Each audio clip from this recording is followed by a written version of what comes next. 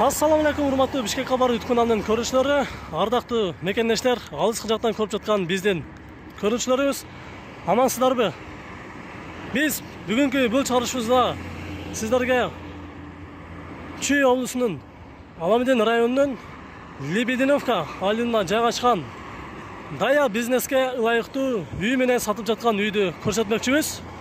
Бүгүн 2021 жылдын 26 августу biz ошол видеода силерге Проспект Победы 279 даректе жайгашкан мына ушул даяр бизнести көрсөтмөкчүбүз. Бул бизнестин дарегини мен силерге ориентир алып дагы бир жолу айтып кетейин.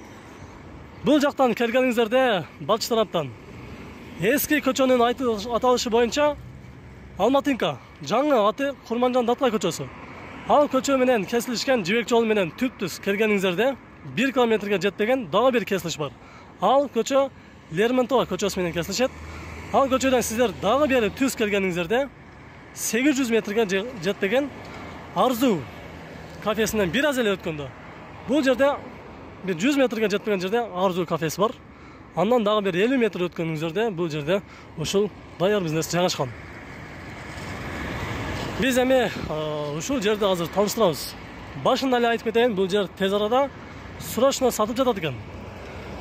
Көңүлдү толугураак экранга буруңуздар. Сиздер жакынкы күндөрү ушул Бишкек шаарынан, шаар ичинен, жолдун жээгинен атайын даяр бизнеске ылайыктуу же болсо швей иштеткенге жай издеп жүргөн болсоңуздар, анда бул видеонун аягына чейин көрүп туруңуздар. Үстүңкү капталы болсо швейный цехке же болсо башка нерсеге дагы иштетсе боло тургандай кылып атайын даярдап коюптур. Ал эми астында болсо мынабы 10 капталдагы бөлмөдө бүт строй материалдардын бардык түрлөрү буюмдар ичинде. Ал эми сол капталда азыр мен силерге көрсөтүп дагы кетемин. Бул жагында ошол шпаклевка, бүт көмүр, цементтин баары ушул жакта. Ага чейин мен бул жердин ээси менен тааныштырып кетейин. Ээси бул жерде, мына ушул киши. Жанакы видеода бул жерде турган байке ушул жердин ээси деп айтсак болот. Ассаламу алейкум. Алейкум. Бул жерде эми бир четинен тааныштырып кетели. Жүрүңүз. Азыр. Мынабу эки четинен турган нелер булар? Булар ат менен кум. Дагы адамдар алганда кийин жана бир машина албайт экен, анан ошо мүшөктө алышат да. Анан бердеги жанагы нелер. Үйгө керек нерселер да. Штукатурка, көмүр. Мен бул байке менен башынан эле айтып кетейин сиздерге. Видеонун аягында сиздерди кыйнап оора кылбайлы. Үйдүн негизги жалпы сотуктун канча сотук? Өз жалпысы 5,5 экен, өз негизи документ боюнча 7,5 деп жазылган да. Документ боюнча 7,5 жазылган. Ата өз негизи 5,5. По факту өзү негизи 5,5 дейт. Эми мен эң эле башынан баштайын. Ал жакта эмне бар экен? Ал жакта эмне бар деген суроолор болсо, мен азыр түшүндүрүп кетейин. Бул жакта сетка такылган, сетканы токуган станок ушул жакта экен. Бул жакта дагы даяр бизнестин экинчи бөлүгү десек болот. Мен силерге видеода айтып кеткен ал экинчи капталда жайгашкан, ал жакта азыр пустой. Швейный цех ачасыздарбы, башка кыласыздарбы, иш кылса, бардык нерсени кылса болот дейт. Эсин өзүнө да берейин. Бул жерде азыр эмне жумуш болуп атат азыр? Бул жерде балдар сетка токушат. Бул жерде сетка токушуп, анан кийин бул жерде экинчи этажга жана готовый продукцияны экинчи этажга алып чыгышат да. Анан кийин бул жерден жанагы адамдар келгенде сетканы каалагандай заказ кылышат да. Кичинекей чоңу, бийиги, в основном жана футбольный поле ошолорго өтүшөт да. Забор, побор, ар кандай нерсеге. Өзүнүн жанагы турмушка ылайыктуу болгон сетка. Бул жердин узун турасы канча? Бул жерде 27 метр. Узуну. Ширинасы 10 метр да. Узуну 27 метр, турасы 10 метр дедиңиз, турасы 10 метр. Эми биз артка кайталы. Башына айтып кеткендей, магазин менен кошо үй дагы сатылат деп айтканмын. Үйдүн көрүнүшү ушул. Узун турасы канча үйдүңүз? Мунуку где-то бир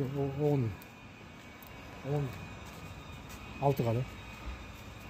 Узуну 10, турасы 6 дейт. Биз эми экинчи кабатка чыгалы. Экинчи кабаттан дагы тааныштырып чыгалы сиздерге. Бул жакта азыркы учурда эмне болуп атат? Иштешип атабы же кандай болуп атат азыр? Жок, бул деген мурун бул жерде сетка токкан станок эме болчу, цех. Анан кийин муну переоборудовать этип, жана швейный цехка этип кирдик эле, ошол эле иш токтоп калган да. Жаңы эле швейный цехке которулган кезде иш токтоп калды дейт. Азыркы учурда бул жак бош экен. Сиздер эгер келишип, бул жер менен баасына келишип договор кылсаңыздар, каалаган нерсени алып иштесе болот.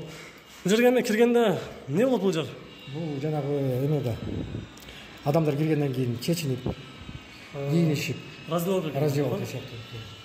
Бул жак туалет болуш керек.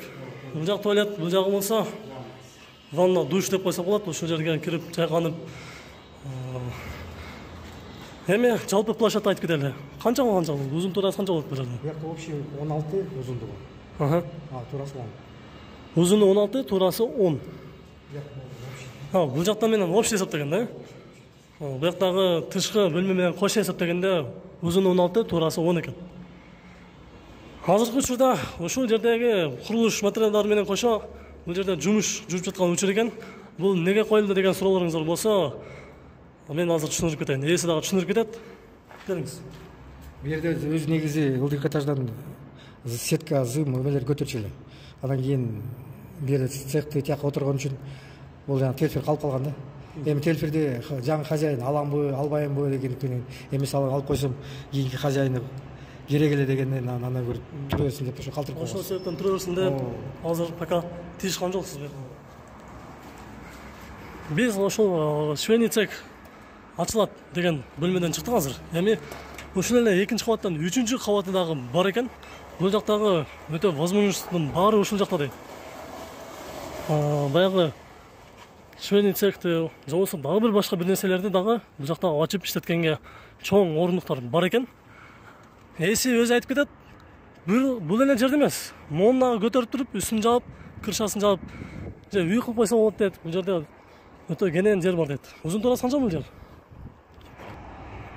Узун турасы 9-га 15 да. 9-га 15, э? 9-га 15. Эси азыр ченеп чыкты. Узуну 15, турасы 9. Бул жерге эми жакында пландар бар беле ушунда үстүнү жабайлы деген? Пландар бар эле, муну убаштырып кетейин деп, анан кичине возможность деле жок болуп, убакыт деле жок болуп калып калганда ошентип элечи. Нелерди курайын деген пландар бар болчу? Негизи стенаны көтөрүп эле, крышасын жабып салып деп эле, ушундай эле пландар бар болчу. Анан до конца бүтпөй эле ондай кровля менен эле жабып койгонбуз да, крыша жапкан кровля барчы. Бурбироидтор менен крышасын жабып салганбыз. Бирок суу акпайт. Суу акпайт, э? Суу акпайт. Жана мындай деле калтырып эле, мындай эле, как крыша сыяктуу эле жаап салгансыздар, э? ооба. Түшүнүктүү. Мунун үстүндө дагы экинчи катарда дагы мисалы сиздер баарыбызга эле азыр кандай жумуш өтө керек болуп атат. Бул баарыңыздар жакшы билесиздер, өтө цехте азыр иштесе боло турган дагы бир возможностьту сиздер ушул жерде колдонсоңуздар болот экен. Бул эмне суу түтүүчүсү чыкканбы бияка турбу? Ооба, биягында мурун бассейн турган да. Бассейн туруп, анан сууну толтурганга ошол жактан шланга менен барып, резиновый бассейндечи. Ошого алып чыккансыздар, э? Ошол. Азыр эми негизи бунун деле так жууп турганы иштетсе болот да. Азыр суу бар экен мына жакта, э? Суу бар. Суу бар деп койсо. Суу бар деп койсо болот деп. Просто жанагы нар жактан шланганы убаштырып, биягынан убаштырып чыгарса болот. Түшүнүктүү. Анда биз ылдый түшүп, биринчи кабаттагы дүкөндү, андан кийин үйдү дагы тааныштырып кетели. Үйдү дагы мен сиздерге башында айтып кеткенмин, 2 кабаттуу. Үйлөрдүн жалпы канча бөлмөсү бар, жалпы канча бөлмөлүү, канча спальня бар, алардын баарын тааныштырып кетебиз. Мисалы, бул жакта дагы бар экен. Биз ага чейин магазин тааныштырдык. Биз азыр экинчи кабаттан кайра ылдыйбөсө түштүк дагы. Ушул жактагы стройматериалдарды, курулуштарды бир тааныштырып кетели сиздерге. Бисмиллахиррахманиррахим. Мына ушул 10 капталдан баштап көрсөтүп баштасак, бул жерде азыр магазинде жана көрсөткөн ээсинен бул жерде баласы отурат. Азыр баласы да өзү түшүндүрүп кетет. Бул жактагы материалдар бүт үйгө керектелчү экен, э? Негизги основной кандай материалдар бар бу жакта? Материалдан эми могу пеналар, силикондор, анан сантехника жагынан жана фитинг, кран дегендерденчи. пластмасс жагынан. Анан эми шуруп ушу товарынан основной жактары. Анан ушундай көргөндөй эле скотч. Краска. Алды жакта краска бар. Кандай краскалар бар? Краска бар эми ошо российский краска бар, могу. Банкада краска бар, беркиндей. Грунтовка краска дегендей. Баары ошо үйгө керектүү үчүн бар. Ооба, үйгө. Биякта ошол жанагы эмелер болушат, тияктан мыктар, трубалар. Мыктар, трубалар, могу сетка бар көргөндөй. Анан стена билдеткен краска бар. Бул эми бисовая шпаклевка, штукатурка, цемент. Бул азыр ушул сиздер көрүп турган магазиндин узун туурасы. Узуну 11 чыкса, туурасы 5ке. 5ке 11 деп азыр эсептеп чыктык азыр бияктан. Эми башында дагы айтып кеткенбиз, биз силерге магазинди көрсөткөн соң үйдү дагы көрсөтүп кетебиз деп. Эми кезек үйгө келип жетти.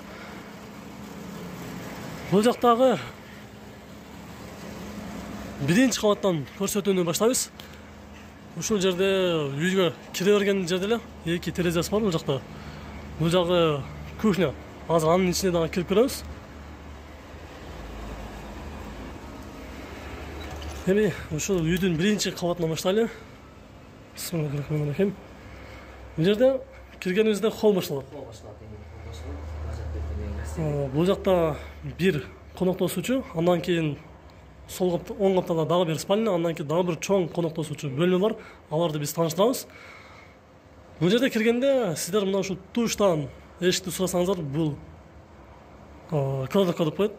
Оң жагында дагы бир бөлмө, бул жакта жөн гана күн сайын бул жакта тамактануучу кухня деп койсок болот. Азыр ал жакта дагы тааныштырып кетебиз. Бул жерде отоплениянын печкасы ушул жерге орнотулган. Толугураак түшүндүрүп берет бул жерде үйдүн ээси. Бул котел общий үйдү ысыткан. Экинчи этажына барат, экинчи этаж зал жактарга барат. Общий эле үйдү ысыткан котел ушул да. Бул жагы көргөндөй эле кухня, нар жагы туалет, ванна. Анан экинчи этаж деле бар. Экинчи этажда бир спальня бөлмөсү бар. Анан ушу гостиный деп коет. Ушундай. Холл деп коет. Монун иштеш машинасы кышында кандай болупту? Кышында жакшы, ысыткан жакшы, көмүр менен эле жагат. Көмүр менен, Обычный эле котел, көмүр менен күйгөндө обычный котел. Анда мен кыска мүнөт ичинде мен сиздерге ушул сол капталдан баштап көрсөтүп баштайын. Ушул перхошкадан киргенибизде эле биринчи дагы бир узун туурасы 5ке 3 болгон кичинекей дагы бир коноктошуучу бөлмөсү бар экен. Андан кийин дагы бир бул жакта өтөбүз, бул жакта көрүп турасыздар монитор, телевизор. Андан кийин дагы бир киргенибизде кичинекей 1,5га 2,5 болгон дагы бир холл бар. Ал холлдон оң капталга кайрылсак, бул жакта узун туурасы болгон 3ке 3 спальня бар экен. Жатаканасы. Андан кайра чыгып түзгө кирсек, дагы бир чоң бул үйдөн эң эле баягы коноктошуучу бөлмөлөрдүн бирөөсү деп аталган. Бүт мебелдер менен, люстралары, бул жакта пардалары баары бар, отоплениясы бар, чүгүндүү батарейкалар турат өзүнүкү. Андан сырткары полу бул эмне болгон пол? Асты. Негизи обычный эле жанагы фанерадан жабылган эле пол дейт. Обычный эле фанерадан жабылган. Ал эми могу потолок эмне?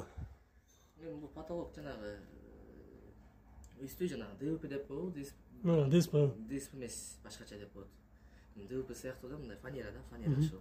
Фанера кагылган, жыгачтарга эле кагылган потолок, фанера илгеркидейчи. Үстүнө тиги пенопласттан жанагындай коозураак чапкалган. Эми ушундай потолоктор. Түшүнүктүү. Анда биз сыртка чыгабыз, экинчи кабатка чыгабыз. Бул жерде кондиционер да бар экен, кондиционер дагы установка болуп коюштур. Азыр жайын өтө күн эле ысык болуп чыдабай баратат, кондиционер койдуруш керек негизи. Эгер көрөлү деген сурооңуздар болсо, мына кладовканын ичинде бир көрүп коелу. Бул жактагы ошол керектүүчү буюмдар ошол жакта турат экен. Биз бул жакка кирип кухняны да бир көрүп коелу. Газ центральный эмеге бүт уланган газ, Газ алат. Бул суу түтүктөрү, Суу, газ. Бул жакта болсо бизде душ бар экен, азыр ээси ал жакта азыр турпай эле коелу. Холодильник бар. Андан кейін біз екінші қабатқа шығалық, Ұрықтағы кафель болған. Көрсетелі? Ышынасы.